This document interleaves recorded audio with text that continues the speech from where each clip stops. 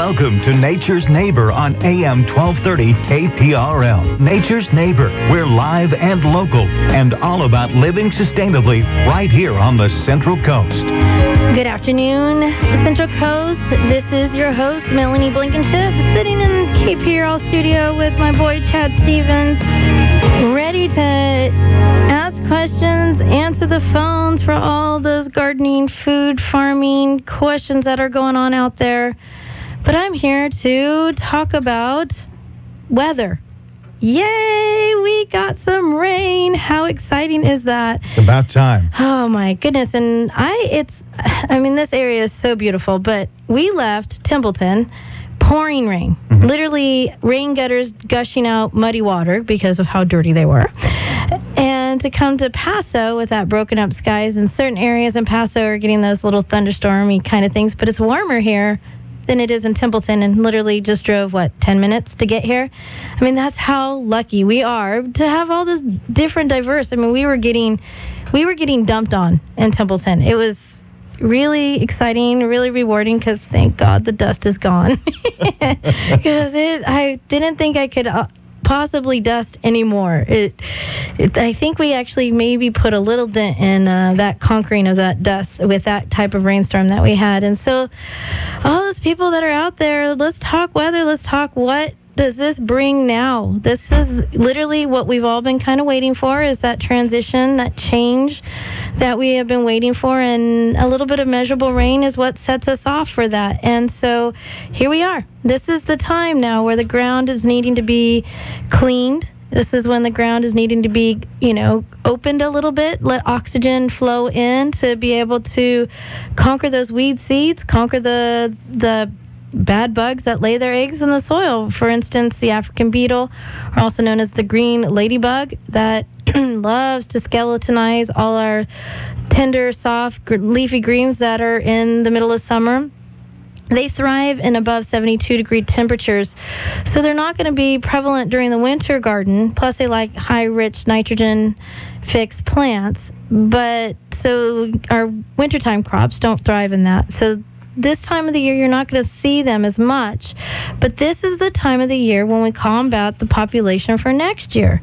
This is why we farm the way we do. We farm biodynamically. We look at what we have and how to work within our own means and keep it simple. And so this is why gardening is a 24/7, 365-day job. And we do rest at times, but that's when we have to know when we need to rest and when we need to get on it. Because if we don't get on it, we're going to have to deal with the African beetles in the following season. Okay, so if we're battling them now, what do we do? You open the soil. We need to, now that we're getting a little bit of rain, it's going to be a little easier to get into that concrete-like soil that we've been exposed to. This is the time we open it up and allow the oxygen and the cold to get in there.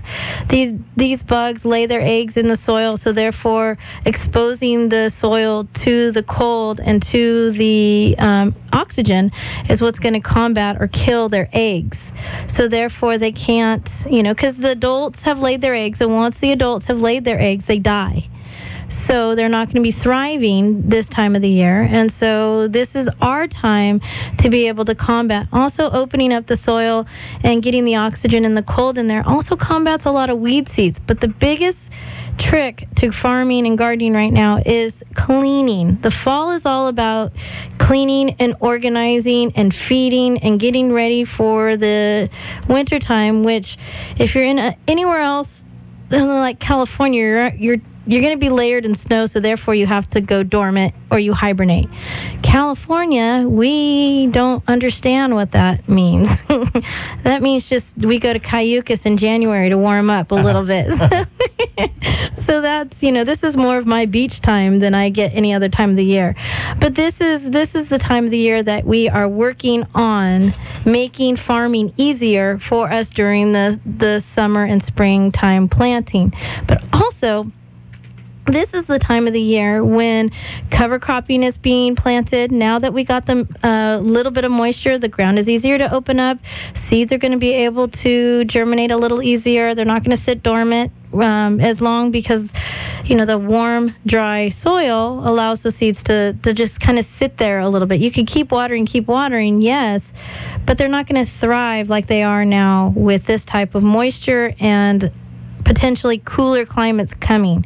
The next couple of days, rule of thumb, guys out there that are trying to prolong their summer garden, usually you can get away with protecting your crops from a frost when cloud cover is present. You usually won't get a good ground frost when we have a little bit of cloud cover. So watching weather and paying attention to what's going on right now is key to keeping your summer garden going as long as we possibly can.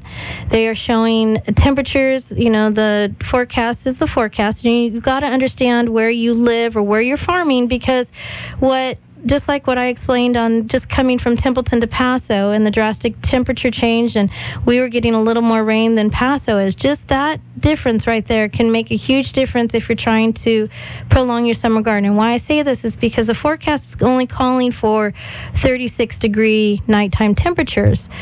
But that doesn't mean that it's only going to be 36 degrees in those low-lying areas. There's places in Creston that have already seen frost. They're seeing the light layer of frost on the top layer of the soil, but that's enough to kill tomatoes. That's enough to kill cucumbers, and so if you want to prolong those, just keep in mind that just know your soil, know your area. Cloud cover usually protects us a little bit from frost, but the other thing that also protects us now is keeping the soil moist. Frost happens harder when soils are drier. And so keeping a little bit of moisture. Also, too, we're back to covering our crops. In the beginning of spring, when we jump ahead a little bit and we all plant our crops a little earlier to try to get a jump start on our summer crops. This is the time of the year, too, where we might need to go out usually about 7:30, 8 o'clock at night and start to cover our crops to be able to protect them from that frost so we can prolong our harvest. And this is also one more thing to keep in mind. This is also that time when we should be going out and cleaning out our summer garden, meaning grab all those tomatoes that are starting to slightly turn color but maybe haven't fully ripened, harvest them out, bring them inside. They will continue to ripen in a warm kitchen.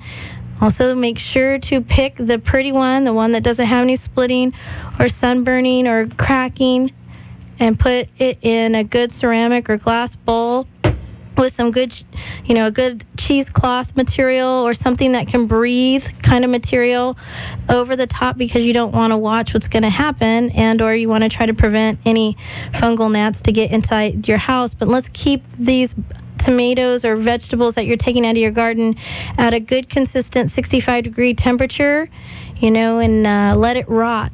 This is the time when we are all about saving seeds. It's very important in today's society that when we have something good, let's preserve it, prolong it, and keep it carrying on. And so this is the time of the year when we are doing all of that. So cleaning. Did you have a question? I do. So normally I would take the tomato that's not in good shape, and that would be the one that I would try and get the seeds from. But you're saying the healthiest tomato will give us the best seeds. More than likely, you're going to get good seed in the split or the sunburned or, the not so pretty one. Mm-hmm. But the chances of that carrying on, whatever caused that sunburning or whatever caused that splitting, we don't want to carry that on into our garden. We want to carry on the strong. We want to carry on the healthy ones. And so that's where I go through and clean our garden. And, after a couple weeks, those tomatoes I'm using tomatoes as an example because I know a majority of us all have tomatoes in our garden. But, it works this way with a lot of vegetables. And by letting that rotting process feeds your seeds.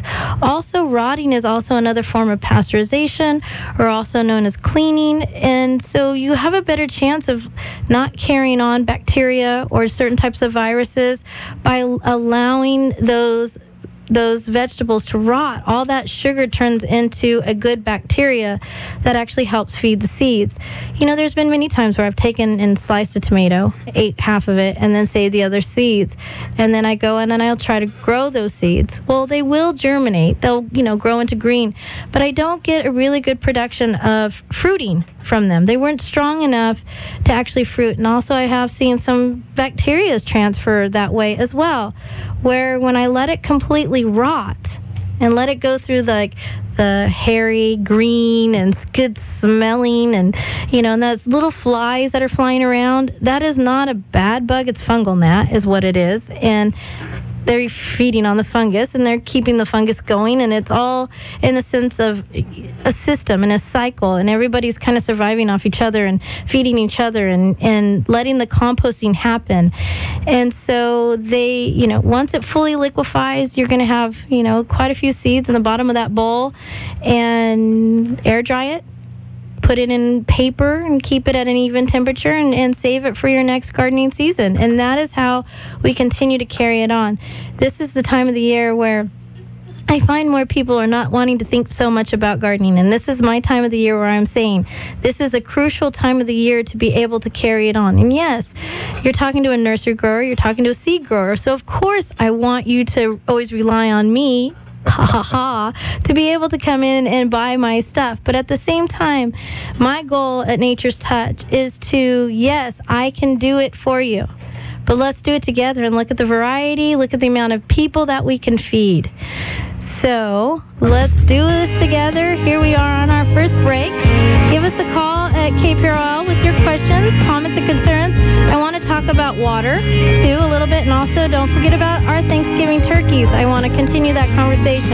238-5775, 238-KPRL. Welcome back to our little second half of our Nature's Neighbors show here on KPRL. Again, if you guys have any questions or comments that you want to share with Nature's Neighbor here, give us a call, 238-5775 or 238-KPRL.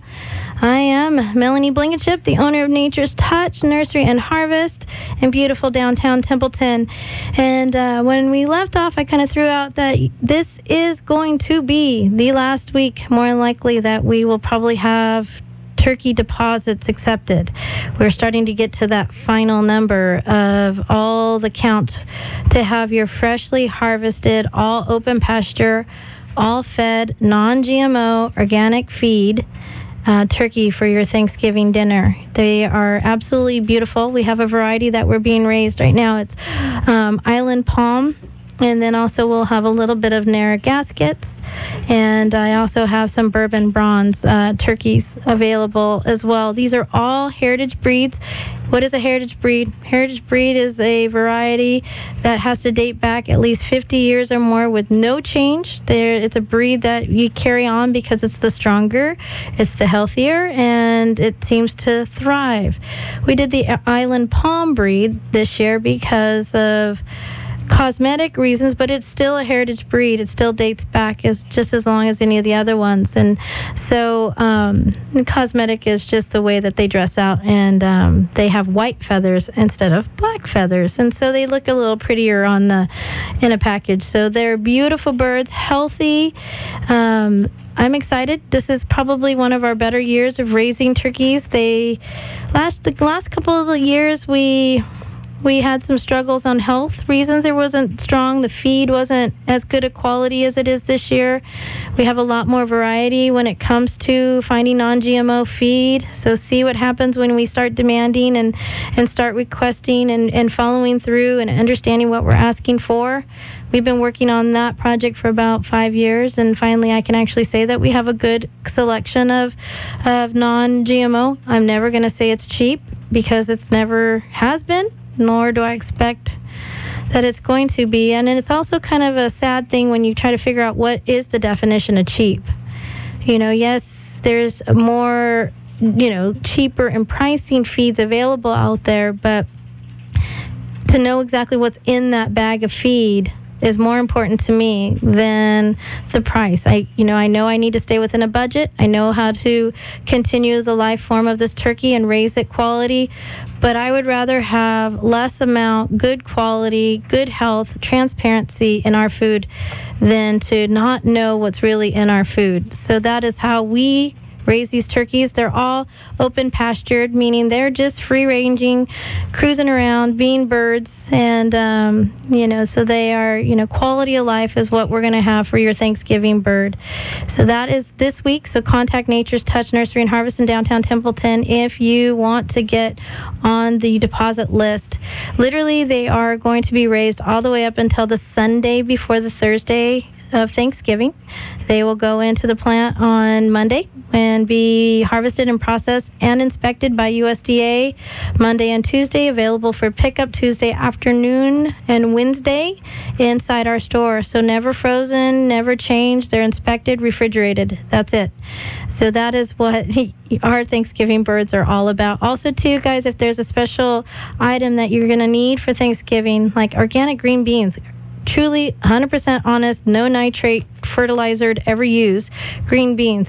Now's the time to start asking for that, because with this weather and the cold climates starting to come upon us, green beans are not going to be as readily available as they are right now. So first come, first serve is kind of the motto in our store, and so you gotta let us know. If we know we have it available for you and you need it, we'll make sure you guys have it and help coordinate your dinner a lot easier with making sure that it's all the same, honest, transparent, good, ethical food that you can provide for your friends and family for Thanksgiving.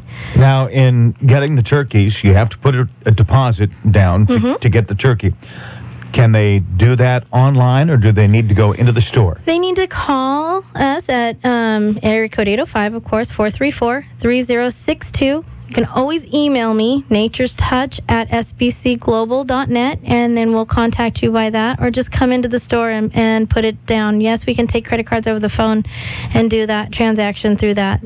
So yes, you don't have to come into Templeton right this very second. And yes, I have a lady that's coming down to spend time with her family, and she's in Seattle, Washington.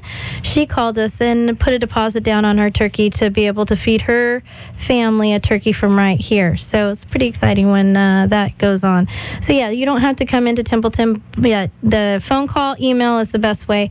We have a beautiful website, but it's not active enough to be able to do transactions over it. Plus, too, I want to be able to ask, what size approximately. We want to be able to accommodate, again, that same situation. First come, first serve. So the people that are asking for the more common sizes are going to be 14 to 16 pounds. That is a common size, so it's going to be going down the list. First come, first serve is how it's going to be. We're going to have quite a few birds, though, this year that are going to be in the 20 pound range.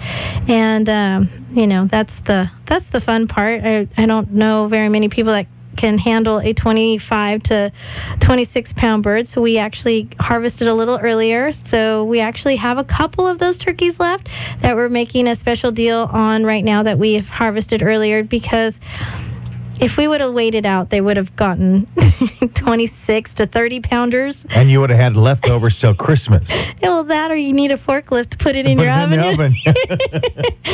So, that's what this warm, dry weather has brought, is these turkeys have just continued to grow and move and create muscle and create really healthy, beautiful meat. And so right now also, too, inside Nature's Touch, Nature's Food, which is my licensed kitchen and eatery in there, we're making turkey pot pies, we're making turkey soup, we're making hot turkey sandwiches, our style of hot turkey sandwiches. And so literally you can walk in our store right now and eat these turkeys too. Our deli is all about everything fresh, everything just in season. We made some pumpkin soup this morning, so that's available in our grab and go. And speaking of pumpkin, people ask that question constantly about pumpkins. So all of you guys out there that have been buying pumpkins for your decoration for your Halloween, understand that's food. So please don't let it go to waste. Let's figure out how we can utilize that and eat that. If you haven't carved into it, understand that most pumpkins, or also known as winter squash, have at least a 9-month shelf life. So just remember, that is food too. The best source of potassium that you can get than anything else out there in the middle of winter. So there's a lot of nutrient-dense food inside that pumpkin. So please try not to waste it. Let's utilize it. But I also wanted to let you know that Home Ec Express is a company that is owned by my really good friend Jamie Umfenauer. She is putting on November 10th, she's putting on Beyond pumpkin pie cooking class to be able to give you some varieties of how and what to do with those winter squashes. So know to contact homeecexpress.com. Get your tickets. The cooking class is going to be inside Nature's Touch and using all of our ingredients to do the cooking class. But it's awesome because how many people know that you can, just cut into your winter squash, scoop those seeds out raw if you wanted to, cube it out, stir fry that pumpkin. It's so good with a little bit of fresh thyme, olive oil, onions, and garlic. Serve that over brown rice or maybe a little sauteed greens. Yum. And so most people think of that pumpkin, they think of pumpkin pie or, that kind of thing. Let's think a little beyond. And Jamie does some amazing recipes. She's an incredible teacher. So let's join her on November 10th. But check out her website, homeecexpress.com, and come and join us.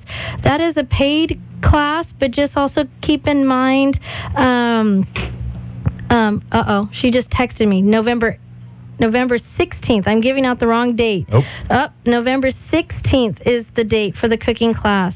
But the second Wednesday of every month inside Nature's Touch at 5:30, Jamie also does a free cooking class on that evening just to inspire you to cook seasonally. So we don't set a menu like the one Beyond the Pumpkin Pie. We actually just do a variety of what's in season, what's just harvested, and also we're available for all your questions that pertain to seasonal foods. And so here we are again. So November 16th is Beyond the Pumpkin Pie cooking class, Home Ec Express. Check it out. This goes by so fast. So thank you so much for your continued support out there, you guys. Don't forget about your turkey deposits. Get out there and enjoy this beautiful weather that we just had. And clean, organize, and get ready for your fall crops. Yay. Thank you to the rain. All right. Have a very good week, you guys. Nature's Touch, 225 South Main Street in Templeton. You can give them a call at 434-3062. They're open Monday through Friday, 9 a.m. to 7 p.m., Saturdays 9 to 3, and Sunday from 10 to 3 p.m. Thanks for tuning in to Nature's Neighbor with Melanie Blankenship.